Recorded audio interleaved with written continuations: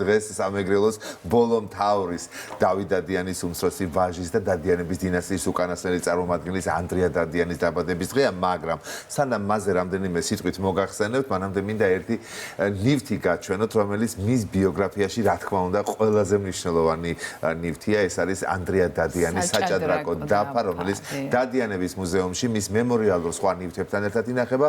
ეს საჭადრაკო დაფა სპეციალურად მისთვის დაუკვეთეს ევროპაში.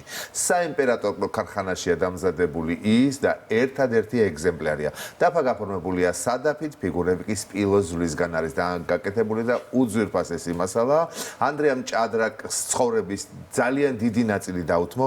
ის ჭადრაკის პოპულარიზაციისთვის არაფერს იშურებდა, ასპონსორებდა ტურნირებს, აფინანსებდა საჭადრაკო გამოცემებს, აწესებდა საპრიზო ფონდებს, თავადაც მონაწილეობდა მატჩებში და ბრწყინვალე საჭადრაკო ნისავლენდა. 1890-იან წლებში ანდრია დადიანი სამხედრო სამსახურით სამსახურს კიევში აგრძელებს და რა თქმა უნდა არ ჭადრაკს ივიწყებს 1903 წელს. წაიღო ეს ჭადრაკი. აი ნახე ემანუელ შიფერსის ასე ვთქვათ წინა სიტყვაობით ეს მისი მეგობარი იყო. კიევში ფრანგულ ენაზე გამოიცა მისი წიგნი, რომელშიც დადიანის 100 საუკეთესო პარტიის ენდშპილი შევიდა. ანდრია ერთხელ დიდ საჭადრაკო სკანდალშიც გაეხვია, იცით ალბათ ეს ისტორია, როცა მან საჭადრაკო ტურნირიდან რუსი მოჭადრაკე მოხსნა და ყველა კატეგორიულ უარით გაისტუმრა, ვით საპირისპიროს უმტკიცებდა. ეს შემთხვევა 1903 წელს მოხდა, როდესაც რუსის მოჭადრაკე ჩემპიონი მიხეილ ჩიგორინი მონტე-კარლოში საერთაშორისო ტურნირზე მიიწვიეს, ხოლო ანდრია ამ ტურნირის საპატიო თავმჯდომარე გახლდათ. როდესაც ჩიგორინი ჩავიდა, მას მოახსენეს, რომ თამაშის უფლებას არ მისცემდნენ, რადგან ანდრიამ უარი განაცხადა იმ ტურნირის თავმჯდომარეობაზე, რომელშიც რუსი მონაწილეობდა.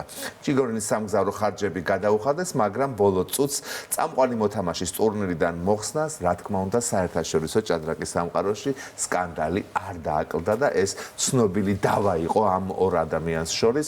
ბუნებრივია ბლომად იყვნენ ისეთები, ვინც მისი ამ გადაწყვეტილებით აღფრთოვანდნენ და მეტიც ის მისი ჭადრაკის ათასით სიყვარულის გამო ძალიან პოპულარული იყო ელიტურ საზოგადოებასა და საიმპერატორო კარზე.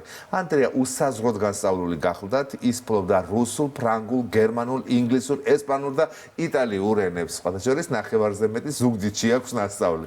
ანდრია ატარებდა უმსხვილესი თავადების წოდებას.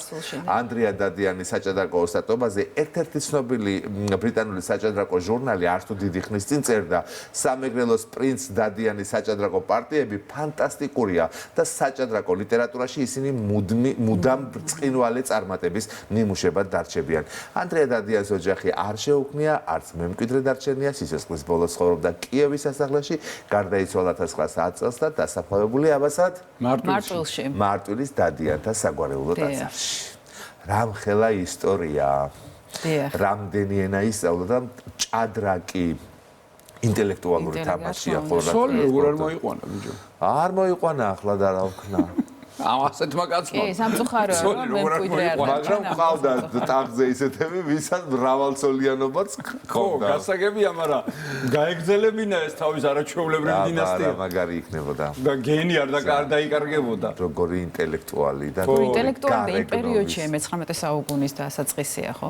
როგორ ახერხებდნენ ასეთი განათლების მიიღებას? გადაყვა ღვინოს დუდუგს და ქალებს. ყოჩა ქალები და ანდრიას ამბავი ცალკე ლიტერატურაა. მოგეყოლა მე. ოღონდ ფრანგი ქალბატონები. მომისმინე, მოგეყოლა მე ეს გვაინტერესებს ჩვენ ხალხს. ჭადრაკი რაში მაინტერესებს? დადიანები და ჭავჭავაძეები საფრანგეთი და საიმპერატორო კარზე და მიურატების ისტორია ხომ ცალკე იცით, მაგრამ და ყავა საიდან შემოვიდა ჩვენს ქვეყანაში, ხო შეიძლება და ტყეში ასე გავიდა ცხენს 10 ქალი მოსდებდა უკანო. დაიყარენ ხო აქეთ იქით რა. და არჩევანი გაუჭირდა ოთარ და მაგიტომაც დარჩა მეგრის და მემკვიდრის გარეშე. დიდი ღვაწლია, იმიტომ რომ ჭადრაკი ნახა ბუნებრივია მის სახელს და გვარს უკავშირდება და შესაბამისად ეს ძალიან საინტერესო საგანმანათლებლო პროექტია. ძალიან საინტერესო თანამედროვე ტერმინოლოგიით.